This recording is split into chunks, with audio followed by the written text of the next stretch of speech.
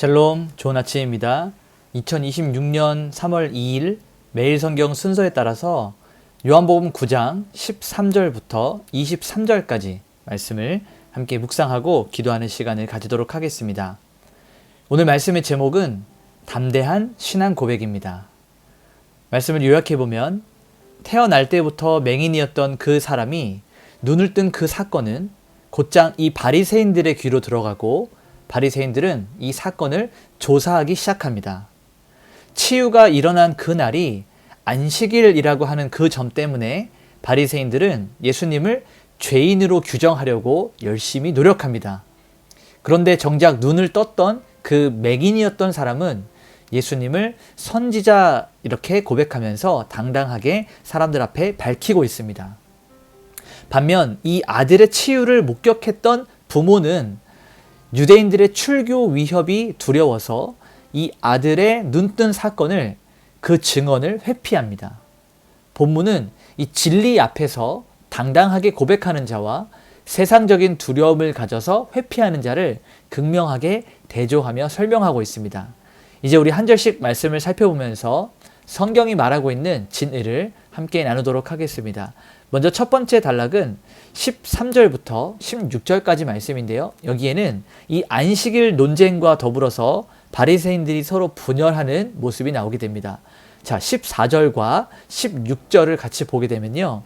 예수께서 진흙을 이겨 눈을 뜨게 하신 날은 안식일이라. 자, 어떤 사람은 말하되 이 사람이 안식일을 지키지 아니하니 하나님께로부터 온 자가 아니니라 하며, 어떤 사람은 말하되 죄인으로서 어떻게 이러한 표적을 행하겠느냐 하여 그들 중에 분쟁이 있었더니 라고 기록하고 있습니다.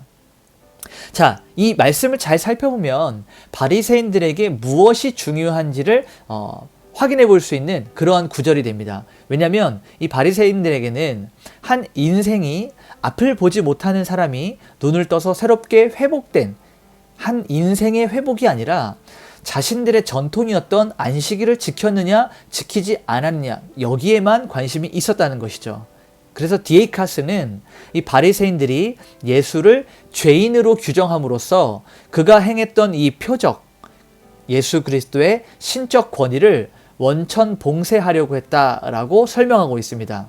결국 이 바리새인들은 자신들의 형식을 지키기 위해서 생명의 주를 거부하는, 결국 그들이 진짜 소경, 영적인 맹인이었음을 성경은 드러내고 있습니다. 두 번째 단락을 보게 되면 17절인데요. 여기에는 이 맹인의 당당한 신앙 고백이 나오게 됩니다. 자, 17절을 보면 이에 맹인되었던 자에게 다시 묻되 그 사람이 네 눈을 뜨게 하였으니 너는 그를 어떠한 사람이라 하느냐? 대답하되 선지자니이다 하니. 자, 이렇게 기록하고 있어요. 자, 눈을 뜬 이 맹인이었던 사람은 이 종교 지도자들 그리고 이 바리새인들의 이 위압적인 분위기 속에서 전혀 위축되지 않았습니다. 왜냐하면 그는 누구보다도 확실하게 예수 그리스도의 기적과 은혜를 체험했기 때문에 그 기적의 체험에 근거하여 예수님을 하나님이 보내신 선지자다라고 이렇게 이야기합니다.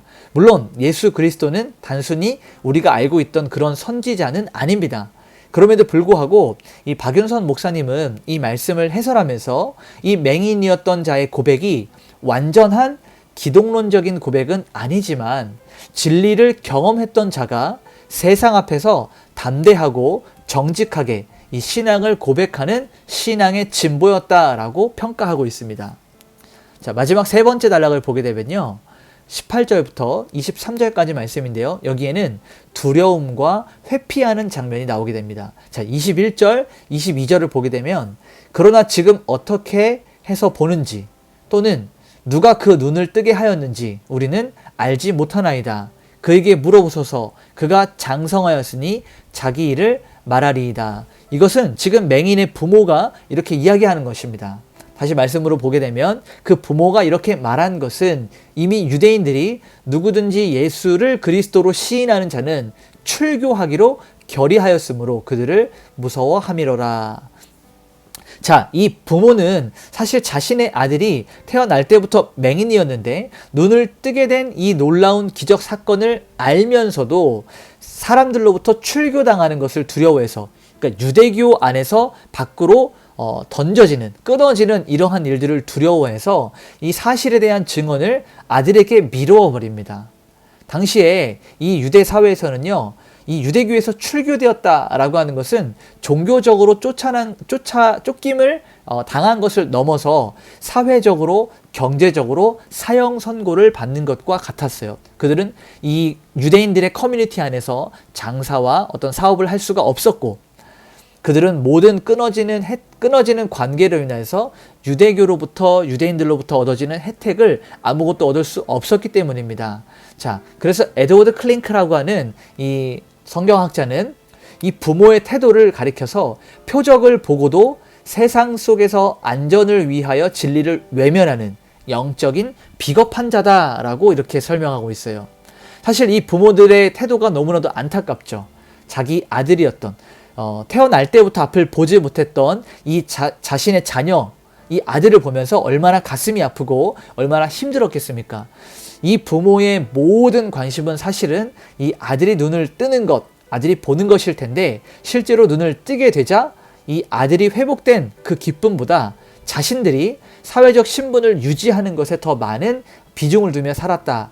이 사실이 참으로 가슴 아픈 망가진 사회를 그려내고 있다는 것을 우리는 확인해 볼 수 있습니다. 자, 오늘 말씀을 정리하면서 원포인트로 이렇게 이야기할 수 있을 것 같아요.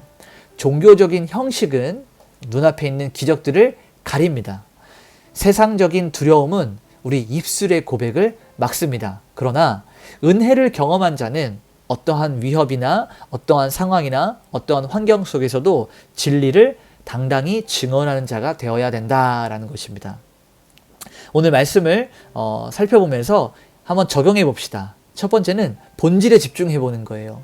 바리새인들처럼 어떤 형식이나 제도에 얽매여서 하나님이 지금 내 삶 가운데 행하시는 그 놀라운 역사를 놓치고 있지는 않은지 우리 자신을 한번 돌아봅시다. 자, 두 번째는 이 부모와 같이 출교가 두려워서 진리를 증언하는 것을 회피한 것처럼 우리가 예수 그리스도를 믿는 것 때문에 세상 속에서 불이익을 당하거나 혹은 사람들의 시선이 두렵고 불편해서 이것들을 피하고 또 내가 예수 그리스도를 부인하거나 그에 대한 어떠한 증언, 진리를 나누는 일이나 복음을 전하는 일을 침묵하고 있지는 않았는지 우리의 삶을 한 번씩 돌아볼 수 있었으면 좋겠습니다. 우리 같이 한번 기도하겠습니다. 하나님, 형식주의에 빠져서 정말 본질을 놓치고 살아가는 이런 어리석은 자가 되지 않게 하시고 하나님께서 주시는 참된 안식과 그 회복의 은혜를 기뻐하는 자가 되게 하여 주시옵소서. 세상 가운데 어떠한 불이익과 위협이 다가온다 할지라도 내가 만난 그 예수, 나를 붙드신 그 예수, 나를 고치신 예수 그리스도를 담대히 고백할 수 있는 용기를 더하여 주시옵소서. 사람을 두려워하지 아니하게 하시고 영원하신 하나님을 두려워하는 믿음의 사람이 되게 하여 주시옵소서. 우리 이렇게 기도하면서 오늘 하루 하나님께 올려드리도록 하겠습니다. 기도하시겠습니다.